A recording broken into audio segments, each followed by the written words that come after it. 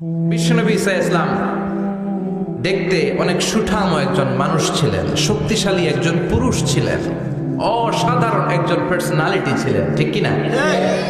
উনি এত শক্তিশালী ছিলেন, বিশ্বনবী বলতেন আমার ডান হাতের ভেতরে আল্লাহ জান্নাতের 40 জনের শক্তি ঢুকিয়ে দিয়েছে। উনি মক্কার সবচেয়ে বড় কুস্তিগির রুকানাকে ধরে মাটিতে 3 বার আছাড় মেরেছেন। শক্তি বেশি না কম? সুবহানাল্লাহ পড়বেন না? বিশ্বনবীর এই বুকটা ছিল উঁচু, পেটটা ছিল চাপা, 6 প্যাক। কয় প্যাক? আপনাকে কয় প্যাক? আমার কয় প্যাক? বিশ্বনবীর 6 প্যাক। তবে শেষকালে একটু গায়ে গোশত বেড়ে গিয়েছিল, কিন্তু ইয়াং অবস্থায় 6 প্যাক। এই মুরাদনগরে জিমনেশিয়াম নাই? আছে। ইয়াং ছেলেরা দেখবেন তারা ডায়েট করে, they are on diet in order to keep fit, always fit থাকবা মিয়া। যৌবনকে ধরে রাখতে হবে, ঠিক কিনা? কারণ যুবকরা যদি ভালো পথে চলে, ভালো থাকবে বাংলাদেশ। যুবক যদি পথ হারায়, হায় হায় করবে বাংলাদেশ, ঠিক কিনা? যুবকদের মধ্যে আছে প্রাণ ঢালা শক্তি আর উচ্ছ্বাস, তাদের গায়ের রক্ত গরম, তারা চাইলে অনেক কিছু করতে পারে। এই যে কিছুদিন আগে কোটা বিরোধী আন্দোলন হলো, নিরাপদ সড়ক চাই আন্দোলন হয়েছে না?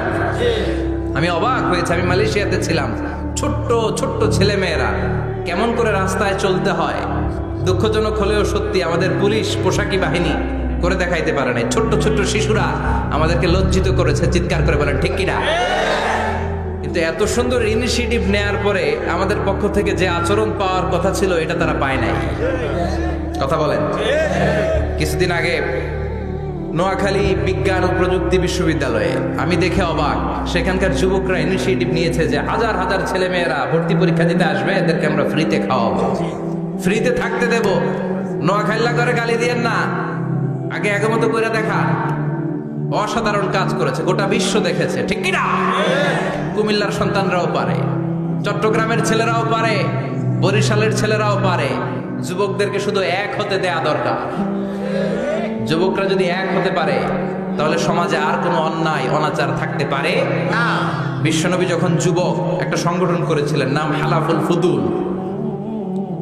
হালাফুল ফুদুল করেছিলেন। ওনার বয়সের 15-20 বছরে সবাইকে এক প্ল্যাটফর্মে নিয়ে এসেছেন, হাতে হাত রেখে শপথ করেছেন, দে টুক অ্যান ওথ, কোনো টেন্ডারবাজি চলবে না, চাঁদাবাজি চলবে না, মাস্তানি চলবে না, ইফটিজিং চলবে না, মেয়েদের অন্য ধরে টানাটানি চলবে না, খাদ্যে ভেজাল চলবে না, ওজনে কম চলবে না। অন্যায়গুলো সমাজ থেকে দূর করে দিতে হবে, চিৎকার করে বলেন ঠিক কিনা? এজন্য যুবকরা যদি ইসলাম মানে, ভালো থাকবে বাংলাদেশ। যুবকরা যদি কোরআন মানে, নিরাপদে থাকবে আমার লাল সবুজের পতাকা। এজন্য যুবকদেরকে সংঘবদ্ধ হতে হবে। যুবকদের জন্য ইসলাম প্র্যাকটিস করার সুযোগ আমাদের জন্য বাড়াইতে হবে। এজন্য যুবক ভাইয়েরা অলওয়েজ কিপ ফিট থাকবা, এক্সারসাইজ করবা, খেলাধুলা করবা, জিমনেশিয়ামে যাবা। কারণ আল মুমিন আল কাবি খায়রুম মিনাল মুমিন আদ দাঈফ। বিশ্বনবী বলেছেন, শক্তিশালী মুমিন দুর্বল মুমিনের চাইতে আল্লাহর কাছে অনেক বেশি প্রিয়। সুবহানাল্লাহ। কারণ আমরা যারা দুর্বল, জিহাদের ময়দানে আমরা এক দৌড় দিয়া বেহুশ, ঠিক কিনা? এই যে 71 সালে পাক হানাদার বাহিনীদের সাথে যুদ্ধ করছে কি বুড়া মানুষেরা? না, আমার দামাল ছেলেরা, যুবক ভাইয়েরা। বিশ্বনবী সাল্লাল্লাহু আলাইহি ওয়াসাল্লাম অলওয়েজ ফিট থাকতেন। আমরা শুনছিলাম উনি দেখতে কেমন ছিলেন? 6 প্যাক ছিলেন। কি ছিলেন? 6 প্যাক বুঝেন তো? এখানে 6টা প্যাক থাকে, মুরব্বীরা কয় না বুঝি না। আচ্ছা, 6টা প্যাক মানে খুবই স্ট্রং ছিলেন। সুবহানাল্লাহ পড়েন। ওয়াকানা কাফফুহু আলিয়ানু মিনাদ দিবাজ। বিষ্ণুবীর হাত, এই হাতের তালু রেশমের কাপড়ের চেয়ে বেশি সফট ছিল। সফটার দ্যান সিল্ক, সিল্কের চাইতেও বেশি সফট। সিল্কের কাপড় চিনেন না? জর্জেটের কাপড় ধরতে কোমল লাগে, মোলায়েম লাগে। বিশ্বনবীর হাতের তালু এর চাইতেও মোলায়েম। এই জন্য এই মোলায়েম হাত যদি কেউ মুসাফা করার সুযোগ পাইতো, কেউ আর হাত ছাড়তে চাইতো না। আর বিশ্বনবীর অভ্যাস ছিলেন, বিশ্বনবী কারোর সাথে মুসাফা করলে, যার সাথে মুসাফা করেছেন উনি হাত টেনে না নিলে বিশ্বনবী ওনার হাত টেনে নিতেন না। আল্লাহু আকবার পড়বেন না? কি অসাধারণ ব্যক্তিত্ব ছিল। হাতের তালু ছিল সফটার দ্যান সিল্ক। ওয়াকানা রাবাআতাম মিনাল কওম লাইসা বিত-তাবিল ওয়ালা বিল-কাসীর। বিশ্বনবী দেখতে একজন মাঝারি গড়নের লোক ছিলেন, খুব লম্বাও না খুব খাটোও না। খুব বেশি লম্বাদেরকে ভালো লাগে কথা বলে, তাকে দেখে গেলে টুপি পরে যাওয়ার সম্ভাবনা আছে। খুব খাটো যারা, এদেরকেও কিন্তু দেখতে অতটা ভালো লাগে না। বিশ্বনবী ছিলেন ব্যালেন্সড, মাঝারি ধরনের, লাইসা বিত-তাবিল ওয়ালা বিল-কাসীর। কিভাবে আল্লাহ চুজ করেছেন ওনার পেয়ারা হাবিবকে, পড়েন সুবহানাল্লাহ। ওয়া কানা আযহারাল লাউন, ফর্সা রঙের মানুষ ছিলেন, ব্রাইট কালার। কি কালার? Bright colour. সিভি যারা লিখেন কারিকুলাম ভিটা, ওইখানে স্কিন কালার লিখতে হয়। আপনি কি ফর্সা না কালো? কালো হলে ব্ল্যাক কালার, ফর্সা হলে ব্রাইট কালার। বিশ্বনবী ছিল ব্রাইট কালার, ফর্সা রঙের মানুষ।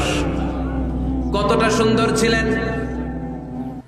অনেকে বলে সাইয়েদানা ইউসুফ আলাইহিস সালাম বেশি সুন্দর। না না, বিশ্বনবী সাইয়েদানা ইউসুফ আলাইহিস সালামের চেয়ে অনেক গুণ বেশি সুন্দর ছিলেন। বিশ্বনবী বলতেন আনা মালিহুন ওয়া আখি ইউসুফু সাবিহুন, আমি বিশ্বনবী মালিহ। আলেম যারা আছেন উত্তর দেন আরবিতে। মিলহুন মানে কি? লবণ। তার মানে মালিহ মানে লাবণ্যময়। বিশ্বনবী লাবণ্যময় সুন্দর ছিলেন, আর ইউসুফ আলাইহিস সালাম সাদা সুন্দর ছিলেন। এদিকে লাবণ্যময়, এদিকে সাদা, কোনটা ভাল লাগবে? কথা কন। তার মানে বিশ্বনবীর গায়ের স্কিন ছিল ব্রাইট কালার, ফর্সা রঙের মানুষ ছিলেন, মাঝারি সাইজের মানুষ ছিলেন, সিক্স প্যাকের মানুষ ছিলেন। ওয়াকুবিদা ওয়ালাইসা ফি রাসিহি ওয়া লিহিয়াতিহি 20 শাআরা বাইদা। ইন্তেকালের আগে দাড়ি আর চুল মিলে 20টা দাড়ি চুলের বেশি পাকে নাই। সুবহানাল্লাহ পড়বেন না? দাড়ি আর চুল মিলে মোট পাক ছিল কয়টা? অনেকে বলে হুজুর স্বপ্নের ব্যাখ্যা দেন। কি স্বপ্ন দেখেছেন? তিনি বললেন আমি স্বপ্নে দেখেছি একজন লোক আল্লাহ রাসূলের কবর থেকে উঠে এসেছে। তাই নাকি? উনি জানতে চাচ্ছে যে এটা আল্লাহ রাসূল কিনা। আমি বললাম চেহারা কেমন দেখেছেন? বলে হুজুর আমি দেখলাম ধবধবে সাদা দাড়ি, ধবধবে সাদা চুল। তার মানে উনি কি আল্লাহ রাসূলকে দেখেছেন? না, আল্লাহ রাসূলের ধবধবে সাদা চুল ছিল না, ধবধবে সাদা দাড়ি ছিল না। ইন্তেকালের আগে দাড়ি আর চুল মিলে পাকছিল কয়টা? কোম্পানিগঞ্জের ভাইয়েরা মনে থাকবে? দাড়ি আর চুল মিলে পেকেছিল কয়টা? কেমন করে পাকবে? উনি তো জাইতুনের তেল মালিশ করতেন। সুবহানাল্লাহ। এজন্য আল্লাহ কসম করে বললেন ওয়াত-তিনি ওয়াজ-জাইতুনি ওয়া তুরি সিনিন ওয়া হাদাল বালাদিল আমিন। তিন ফলের কসম, জাইতুনের কসম। এই তিন জাইতুন যারা খাবে তাদের দাড়ি চুল সহজে পাকবে না। জাইতুন চিনেন? Olive oil. জলপাই আছে না? আরব দেশের জলপাইকে বলে জাইতুন। তামবুতু বিদ্দিহিনি ওয়া সিবগিল লিল আকিলিন। এটার অনেক কাজ। এটা খাওয়া যায়, মালিশ করা যায়, আবার এই জাইতুনের ডাল ভেঙে মেসওয়াকও করা যায়। বলেন ঠিক কিনা? বিশ্বনবী বলতেন নি'মা সিওয়াকিয়া জাইতুন। জাইতুনের ডালের মেসওয়াক কতই না চমৎকার মেসওয়াক। ফাইন্নাহা সিওয়াকি ওয়া সিওয়াকুল আমবিয়া মিন ক্বাবলি। কেননা জাইতুনের ডাল আমার মেসওয়াক, আর আমার আগে যত নবী দুনিয়া এসেছে সব নবীরা জাইতুনের ডাল দিয়ে মেসওয়াক করেছে। এই জাইতুনের তেল আপনার বাজারে পাবেন। অলিভ অয়েল বলে জিজ্ঞেস করলেই দিয়ে দিবে। কি অয়েল? এটা দাড়িতে মাখলে দাড়ি পাকে না, দেরিতে পাকে। চামড়ায় লাগালে ম্যাসেজ করলে চামড়ার ভাঁজগুলো পড়বে না, আপনার স্কিন সুন্দর থাকবে। বিশ্বনবী এটা মাখতেন। এজন্য দাড়ি আর চুল তেমন একটা পাকে নাই। আওয়াজ করে পড়তে হবে আল্লাহু আকবার। তুলুশ শাআর ইলা শাহমাতাইল উযুন। এবার শুনি বিশ্বনবীর চুল কেমন ছিল। বিশ্বনবীর চুল মাঝে মাঝে এই কানের লতি বরাবর আসতো। ইলা শাহমাতাইল উযুন মানে বড় চুল রাখতেন। হেয়ার কাটটা ছিল লং হেয়ার কাট। মাঝে মাঝে কানের লতির মাঝামাঝি, আর কখনো কখনো কাঁধ বরাবর। ইলাল মানকিবাইন, তিন সিস্টেমে রাখতেন। কানের মাঝ, কানের লতি, কাঁধ বরাবর। ইয়াংরা মহা খুশি যে বড় চুল রাখার দলিল পাইছে। সুন্নতের নিয়তে রাখতে হবে, একটা ভদ্র কাটিং হইতে হবে। আর ইউনিভার্সিটি আর স্কুলের স্টুডেন্ট হলে ইউনিভার্সিটির ড্রেস কোড, হেয়ার কাট মেনে চলতে হবে, ঠিক কিনা? আর সুন্নাতের নিয়তে যদি রাখতে চাও একটা ভদ্রতা থাকতে হবে, একটা সৌন্দর্য থাকতে হবে। ইদানিং অনেক ছেলেরা খুব অদ্ভুত কাটিং দেয়। এই হেয়ার কাটগুলো নিষিদ্ধ। একটা হেয়ার কাট আছে কাজা, নাহা রাসূলুল্লাহি আনিল কাজা। বিশ্বনবী কাজাহ কাটিং দিতে নিষেধ করেছেন। কাজাহ মানে চুলের কিছু অংশ ট্রিম করে চামড়ার সাথে লাগানো, কিছু অংশ বড় বড় এরকম আছে না নাই? এটারে আমি বলি ঘোড়া কাটিং। কি কাটিং? ঘোড়া কাটিং। ঘোড়ার মাথায় এরকম লম্বা চুল আছে না নাই? কেউ যদি এখানে থেকে থাকো মাইন্ড করো না, নেক্সট ডে আর এই হেয়ার কাট নিবা না, ঠিক কিনা? রাজি আছি তো? আমার যুবকরা পছন্দ করে বেশি, আমিও পছন্দ করি ওদেরকে খুব বেশি। ওরা আমার কথা বুঝে বেশি, আমিও ওদের হৃদয়ের কথা বুঝি বেশি, এজন্য এগুলো ভালোবেসে বলি। যদি কেউ নিয়ে থাকো এই নিষিদ্ধ হেয়ার কাট, সামনে আর নিবা না। ইনশাআল্লাহ পড়ো, আর জোরে ইনশাআল্লাহ। ওয়া কানা ইউফাররিকু বাইনা শা'রি, চুলের মাঝখানে বিষ্ণুনবী সিঁথি করতেন। আপনারা কাজী নজরুল ইসলামের ছবি দেখেছেন? দেখবেন যে উনি মাঝখানে সিঁথি করতেন। বিষ্ণুনবী এভাবে মাঝখানে সিঁথি করে সিঁথির মাঝখানে আতর ঢেলে দিতেন। কেন ঢেলে দিতেন? যেখানেই সেজদা দিতেন ওই জায়গায় আতরের ঘ্রাণে আমোদ হয়ে যেত। আরিদুস সদর, বুকটা ছিল প্রশস্ত। ওয়া কানা বাইনা কাতিফাইহি খাতামুন নবুওয়া, আর পিঠের মধ্যে কাজিররিল হাজালা, কবুতরের ডিমের মতো একটা মাহরুন নবুওয়া ছিল। উনি যে শেষ নবী, উনি যে প্রফেট, দ্য লাস্ট মেসেঞ্জার, এটা প্রমাণ আল্লাহ সিল মেরা দিছে। বাম দিকের কাঁধে, ডান দিকে না, কোন দিকে? সাহাবারা যারা এটা দেখেছেন তারা বলেছেন যে আমরা দেখেছি এর মধ্যে কিছু চুলও ছিল, একটু লালচে ছিল, একটু উঁচু ছিল।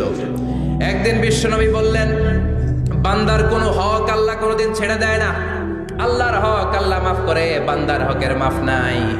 যদিও আমি নবী, আমার উপর যদি কোনো হক থাকে বলো, আমি দিয়ে দেব।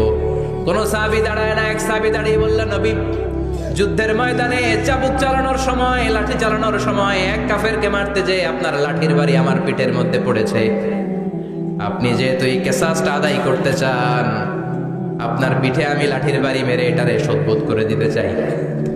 সাইয়েদনা ওমরে ফারুক হাতের জামা এরকম পড়তে শুরু করছে, আয় এদিকে আয়, তোরে শোধবোধ করাই। বিশ্বনবী বললেন, ওমর রাখো, এটা বান্দার হক, মিটাতে দাও। বিশ্বনবী বললেন, আসো তুমি এসে আমার পিঠে লাঠি দিয়ে চাবুক দিয়ে বাড়ি মারো। সাহাবী বলে, ও নবী, তখন দুর্ভিক্ষের সময়ের যুদ্ধ ছিল, আমাদের গায়ে জামা ছিল না। যখন আপনি আমার চাবুকটা পিঠের মধ্যে মেরেছেন, আমার পিঠে তখন জামা ছিল না। আপনি যদি যথা নিয়মে কেসাসটা আদায় করতে চান, আপনার জামাটা খুলেন, খালি পিঠের মধ্যে বাড়িটা মার। এবার ওমরে ফারুককে ধরে কে? এদিকে আয়, তোরে দেখাইতেছি। বিশ্বনবী বললেন, ওমর থামো, মারতে দাও। বিশ্বনবী উনার জুব্বাটা উপরের দিকে উঠালেন, পিঠের মধ্যে বাড়ি দেওয়ার জন্য ওই সাহাবীকে ডাকলেন। ওই সাহাবী বিশ্বনবীকে পিছন দিক থেকে জড়িয়ে ধরে ওই মোহরে নবুয়তের মধ্যে চুমু দিয়ে ফেলেছে। সাহাবী বললেন, নবী গো, এই নাটক করার জন্য আপনি আমারে মাফ করে দিয়েন। আপনি বিশ্বনবী, উদম গায়ে আপনারে দেখা যায় না, খালি গায়ে আপনারে দেখা যায় না। শুনেছি আপনার পিঠের মধ্যে মোহরে নবুয়ত আছে। অনেক দিনের সাধনা, জল্পনা কল্পনা, আপনার মোহরে নবুয়তে আমার ঠোঁটটা আমি লাগাবো।